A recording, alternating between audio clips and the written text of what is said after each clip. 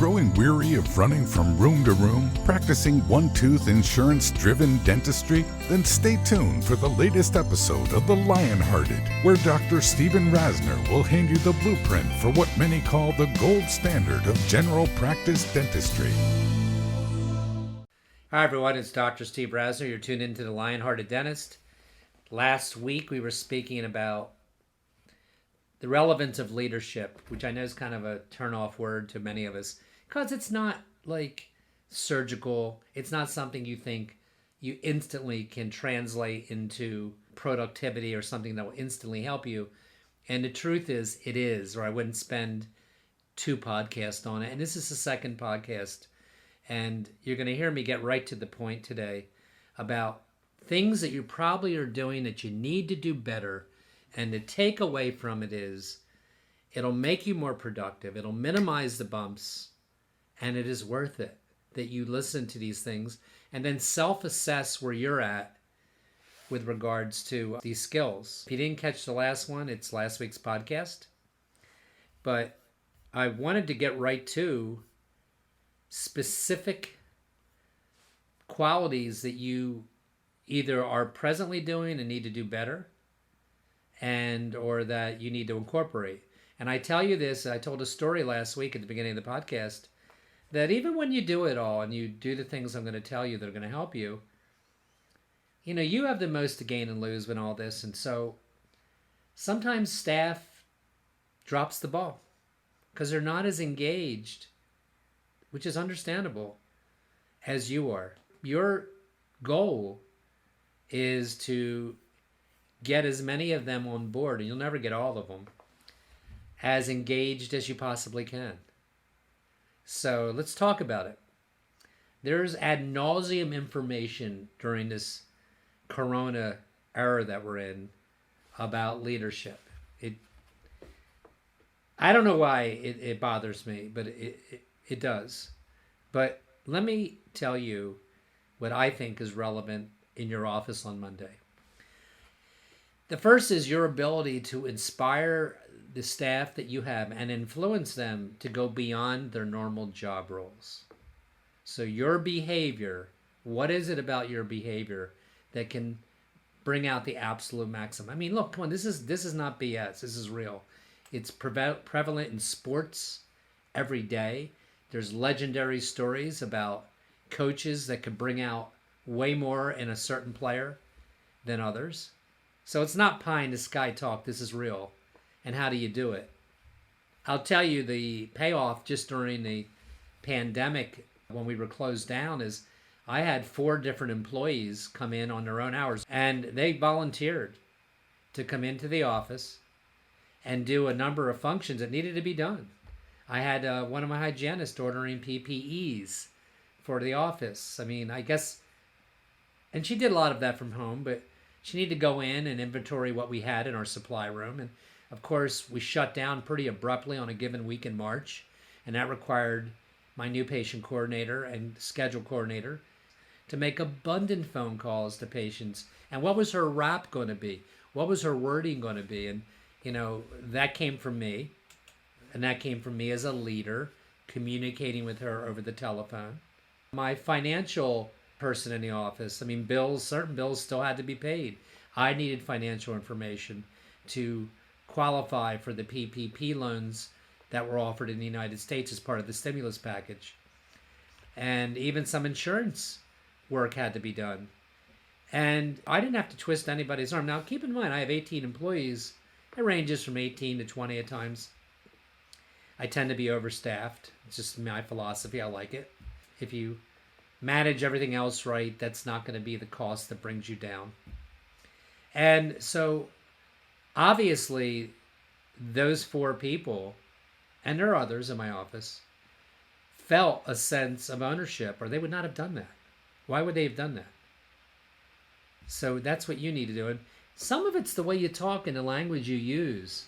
And I would hope that you would embrace our business. You know, let me tell you what we need to do for our business this week. Let me tell you what we need to do for this and that. Sometimes it's simply how you talk to somebody. Are they a part of it, or are they just working for you? No skin in the game. Another is how you treat them as a result of their past ownership. So, do you do anything to reward that? And you should. That's clear cut. You want any more details on this, just write to me. You know my email by now. It's my name, drrasner at AOL.com. DR, no period. It's the way that you reward them. And you can reward staff members with beyond just money. You can train them. Everybody, I'm telling you, remember this, it's not part of this podcast. Every staff member you have loves to be educated and to be paid to be educated. I mean, who wouldn't want that? That's a very, very strong incentive. And if you do that, not because you begrudgingly do it, because somebody asked you for it, but you do it because you know that it invokes ownership of the practice, then I think you're onto a good thing. Setting clear goals. Now, this is an important concept. I'm talking about you being a leader. First of all, where do you set the goals? You don't do that at the morning huddle. Setting goals is done in a monthly meeting. And I could give a podcast or two on the different meetings required for the Lionhearted blueprint practice. But I'll tell you this. It comes from a monthly meeting that's about an hour in length, that everybody at that meeting has an agenda written and are expected to have reviewed it. Let me tell you what a monthly meeting should not be. It should not be this thrown together at the last minute because you want to get something off your chest. And people come in and they're 12 minutes late and they're drinking coffee and eating stuff. No, you're paying them to be there. It's during productive hours. Something better get done. And I've tried everything else. I don't say anything to you that I haven't once failed with. That's how I arrived at how to do it now. Tried having them come in on their day off. Good luck with that one. I've tried having it at the end of the day. Doesn't work because maybe hygiene's running late. Maybe you're running late. It doesn't work. You have to take the bullet, schedule an hour, probably an hour and 15 minutes, once a month. I usually do mine on Thursdays at the beginning of the day. So you may be saying, I'm not doing that.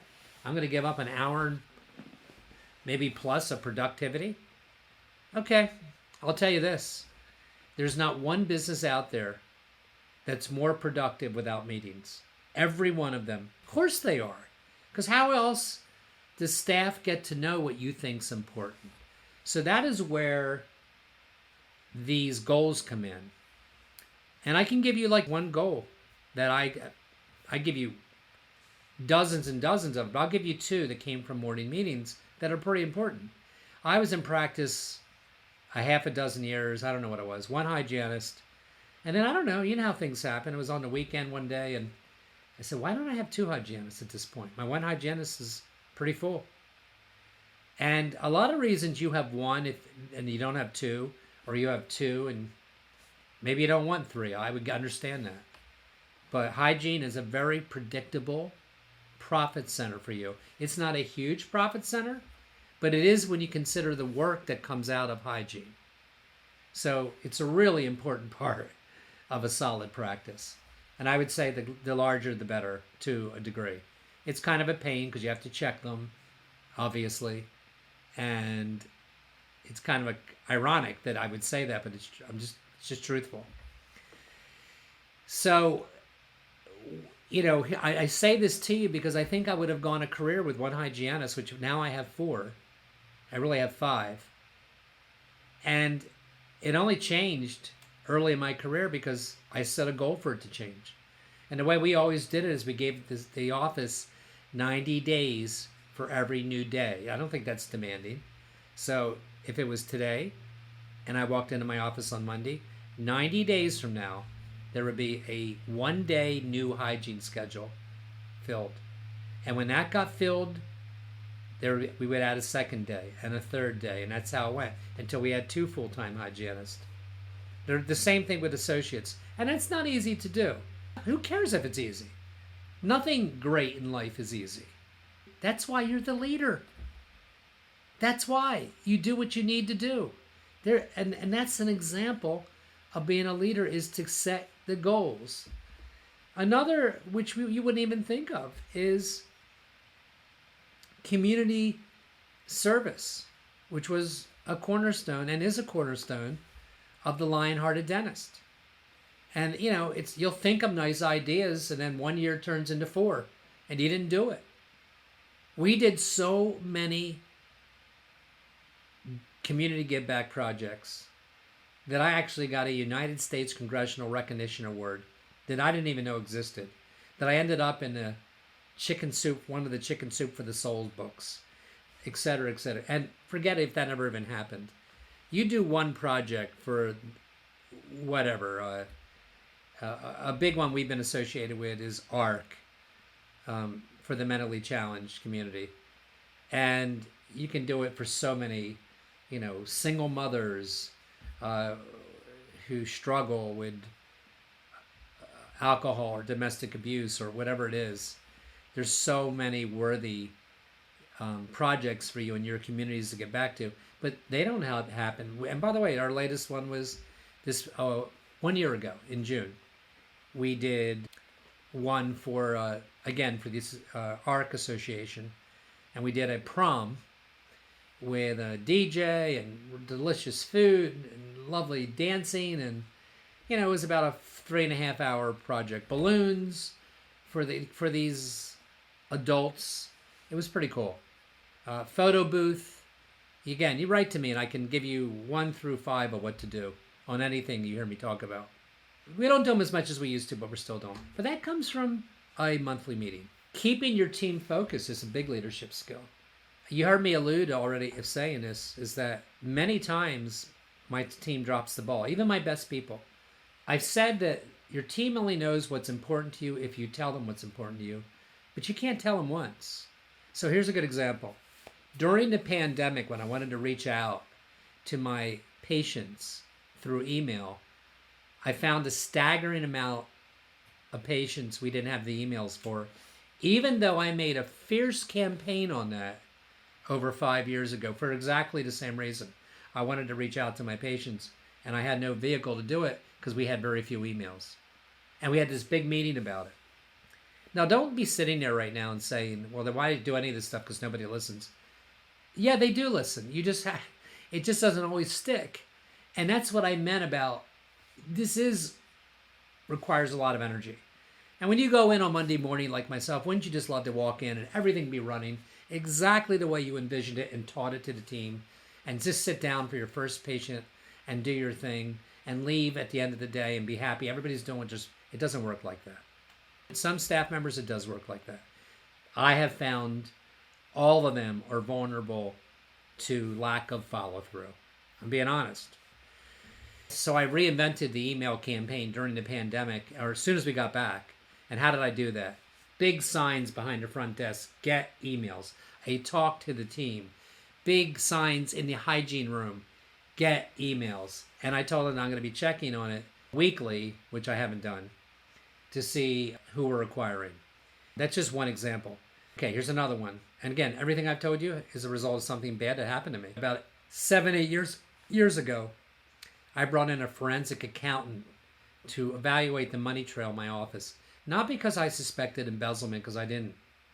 I brought him in because I just didn't add up to where's all my money. With the kind of productivity and collections you hear me talk about, it seemed like I should have significantly more funds available to me. And I found out after a few months that we had a couple $100,000, which is the whole takeaway, of completed services that were not collected. In other words, there was $200,000 on the street. So how did that happen? It happened a myriad of ways, but even though I'm a fee-for-service practice, my associates take a few insurances. And I don't mean many, just a few. And back then, I might have even taken 1 or 2. I don't anymore. But even if with that, we allow, by going in the Blue Book, to know what their insurance covers on it. So if a treatment plan is $5,000, we will give them credit for the $1,000 of being out of network, assuming that the patient will give us the check, or the check in many cases comes to us anyway. So that's how. And what I found out is that dirty data, I'll explain that, created backlogs and rejects in insurance companies that weren't followed up, and eventually many were never paid. Dirty data means lack of social security number, wrong group number, wrong birth date, wrong address. There's a myriad of things, and insurance companies are actually taught to look for these things so they can kick back your claim, and maybe they'll kick it back enough for over a year, and then they won't have to pay it. It's criminal to me. It's wrong. The year thing is really criminal. I understand you got to follow policy, but why after a year do you not get to get paid for a service you did if they didn't exceed their max? But there's other reasons too. Patients dropped insurance and we didn't know it. They lost their insurance. We didn't know it. So I had to hire somebody for 6 months, part-time, that reviewed every patient coming in and cleaned up the data. It was a big deal. But to me, I just lost $200,000. Patient didn't get a bill. They're not very excited to pay you a bill for $450 if they haven't been billed in try that one. Try if it happened to you. And they haven't been billed in 2 years. So again, a thing that came from leadership was that whole event I just told you about. It just didn't feel right to me. And I instituted action to get a result. So you see, this leadership stuff isn't all about pie in the sky, things that you don't use. They're very, very much something you use. For summary, the things I've told you, the ability to inspire and influence your staff to go beyond their job, having them feel ownership, which is kind of the same subset of each other, setting clear goals, keeping them focused on those goals. You're doing some of this anyway. And then communicating clearly. And that brings me back to what I said at the end of last podcast. So you can't be too close to your team where you don't feel comfortable. During those times, you have to lay it on the line. And sometimes you do. And, if you're able to do both, then more power to you. And I'm not telling you to walk around like you're the big Mahaf. You heard me allude to the leadership style of tough love, which is what I subscribe to.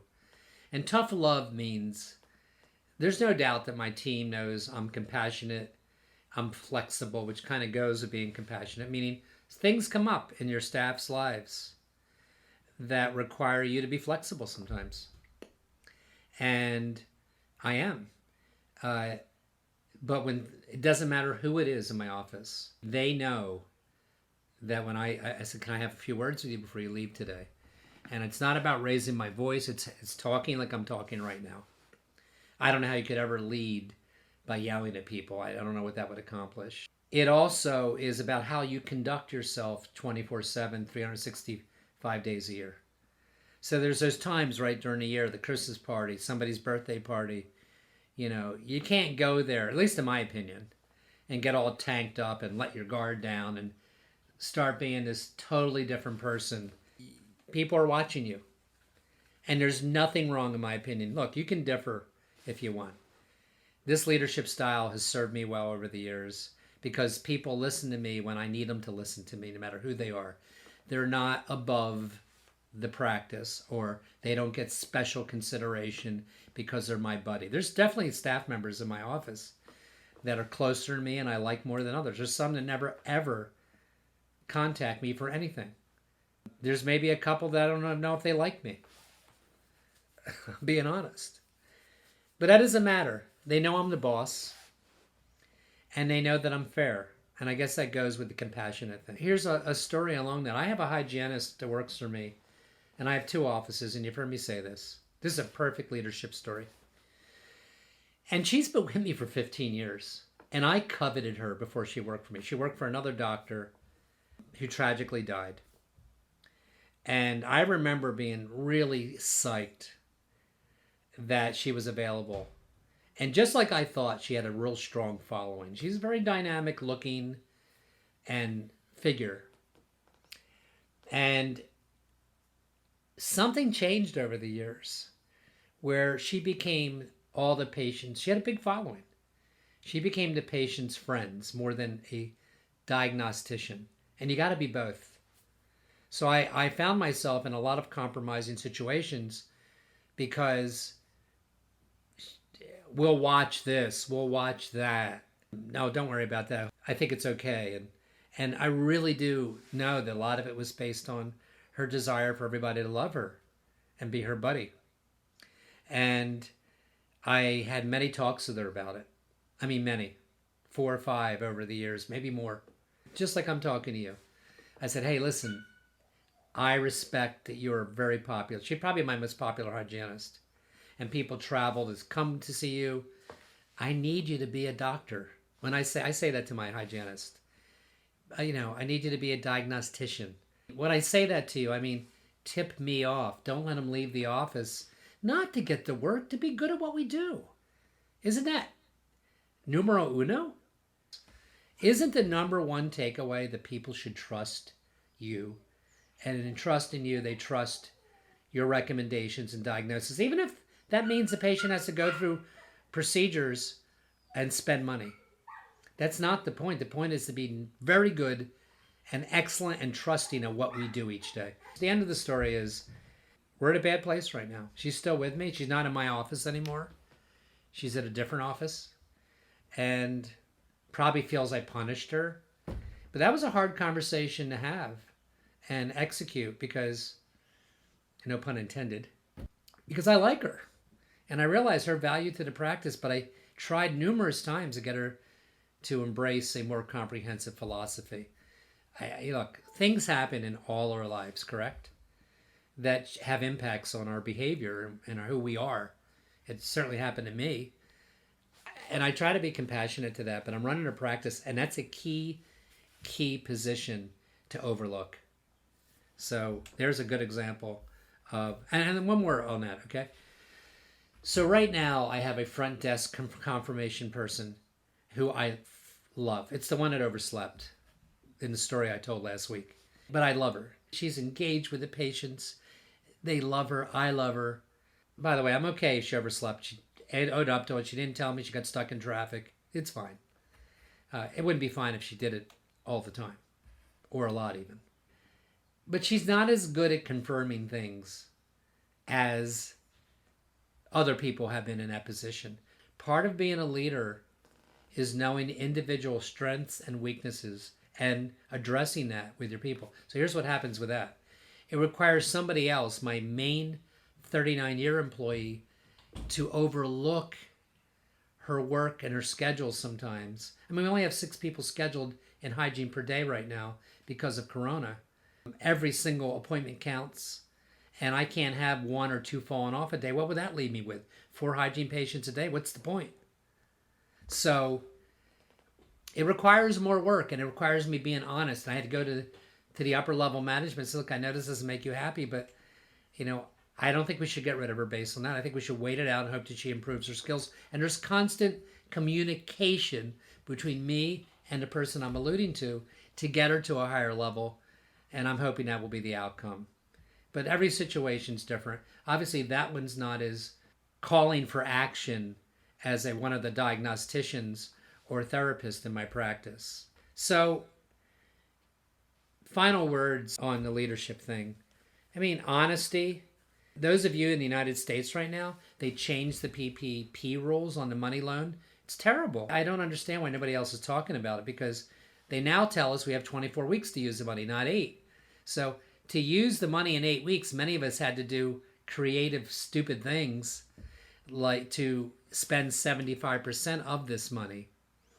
And so they created hazard pay as an option, which is 10 to 20% above what they normally make. Well, guess what? My staff was getting that. Now that they extended the weeks, which is better for all of us, you got to go back to those same people, even though they were never making that, and tell them their next check will be different. So that's hardcore, but it's honest, and you got to do it. I would also tell you consistency. If you're the owner of a practice, you have to find a way to not bring your crap from the rest of your life into the office. No more than your staff can do that. You can't come in and be moody. You got to clear your head for those 8 hours, 4 days a week, or whatever it is you work, and be this leader, inspiring. Do you get this, man? Because this is really, This isn't a little thing. You got to be inspiring. You got to be proactive. You have to be positive. You got to be in control. Understand what we need to do next to keep and preserve this very special organization that we managed to be privileged to work in by a factor of protocols I put in place. So in an area of the United States that's pretty challenged, we get to work on some pretty impressive people. I don't care how much money they have. They value dentistry. That's what I mean. And so I don't take that for granted. And they shouldn't take it for granted. We're not an urgent care center. I walk in our office, never know who's come in. And a guy comes in for, some emergency and, takes up a lot of time, and then we never see him again. And we administer palliative treatment. That's not who we are. And, you want to be that in dentistry, then that is your prerogative. That is not the dream for me. The dream for me is to provide comprehensive care, and that means a range of care. Go back to my early podcast on the comprehensive examination, and you'll understand it. But we're not a one-tooth fix-it shop. Somebody else can do that. I don't find that fulfilling. And, this transcends to law, the industry of law, the industry of medicine. There might even be much more money in that for you. That's not what the Lionhearted Dentist is about. It's about a career that you walk in your reception room and it's filled with patients that value what you did. And you can feel it. You can palpate it. And everything counts from every member of your staff. And that includes you as the leader to keep this all together. How can we not think that that's an important factor? I hope this helps some of you. I hope you're having a comeback that I hear from many of my colleagues. I so much value and appreciate you downloading these week after week, and I hope you stay in touch with me, and I'm here a long time from now doing this. Everybody have a great week. Stay strong, and thanks for tuning in to The Lionhearted. We got this.